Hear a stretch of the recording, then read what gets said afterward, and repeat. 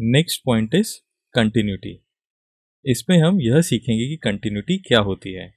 इसे हम एक एग्जाम्पल के द्वारा समझते हैं। हमें दिया गया है y = fx का ग्राफ, जो कि इस प्रकार से है। अब हम इस ग्राफ को ऑब्जर्व करते हैं। सबसे पहले पॉइंट x = -3 पर देखते हैं। यहाँ पर फंक्शन की वैल्यू एग्जिस्ट नहीं करती है। That means f of -3 is not defined.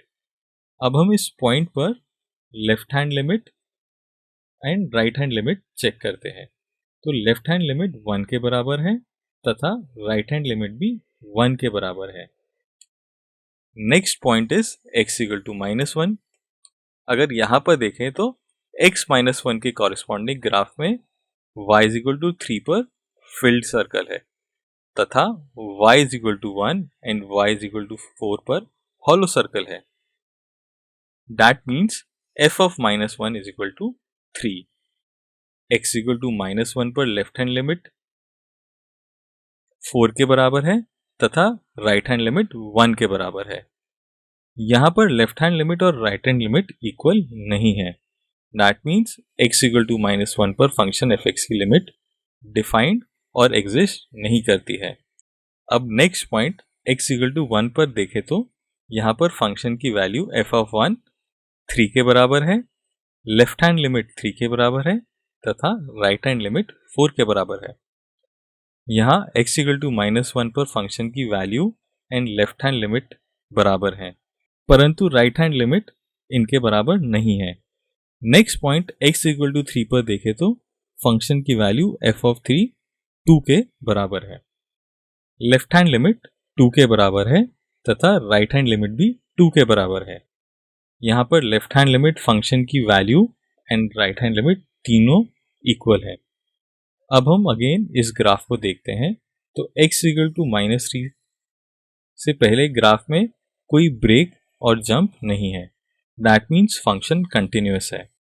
s = -3 पर फंक्शन डिफाइन नहीं है, अर्थात ग्राफ में ब्रेक है। अतः x = 3 पर फंक्शन कंटिन्यूअस नहीं है। नेक्स्ट x = -3 से x = -1 के बीच में ग्राफ में कोई ब्रेक और जंप नहीं है, अतः इस इंटरवल में फंक्शन कंटिन्यूअस है। नेक्स्ट x = -1 पर अगेन ग्राफ में ब्रेक है।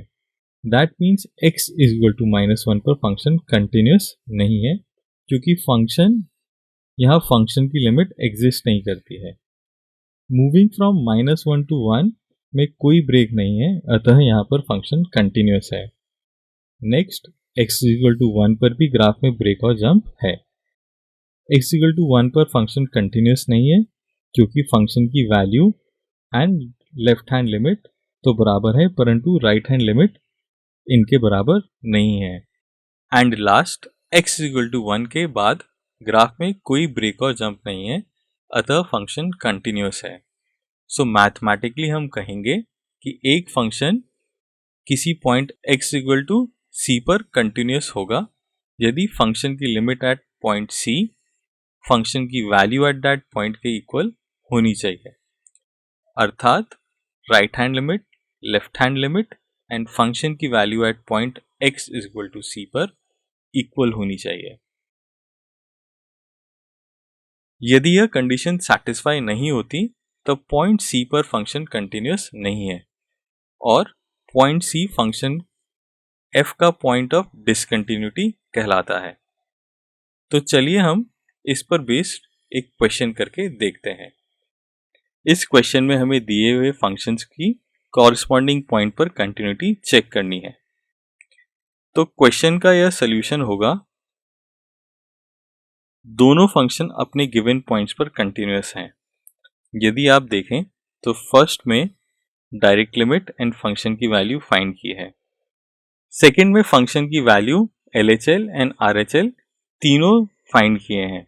आप सोच रहे होंगे कि ऐसा क्यों किया गया है, क्योंकि first function for all real x के लिए सेम वे में डिफाइंड है, जबकि सेकंड फंक्शन पॉजिटिव x के लिए fx = x and negative x के लिए fx = -x के फॉर्म में डिफाइंड है। इसलिए जब फंक्शन किसी पॉइंट पर अपनी डेफिनेशन चेंज करता है तब हम कंटिन्यूटी के लिए LHL and RHL in function की वैल्यू कैलकुलेट करते हैं, अन्यथा डायरेक्ट लिमिट इन फंक्शन की वैल्यू कैलकुलेट करेंगे। अब इस क्वेश्चन को ज्योमेट्रिकली समझते हैं। तो फंक्शन f(x = 2x + 3) का ग्राफ इस प्रकार का होगा। अब x = 1 पर ग्राफ में कोई ब्रेक नहीं है, अतः x = 1 पर यह कंटिन्यूअस है। f(x = मॉड्यूलस x) का ग्राफ कुछ इस तरह से होता है। इस ग्राफ में पॉइंट x = 0 पर कोई ब्रेक और जंप नहीं है, अतः यह x = 0 पर कंटिन्यूअस है।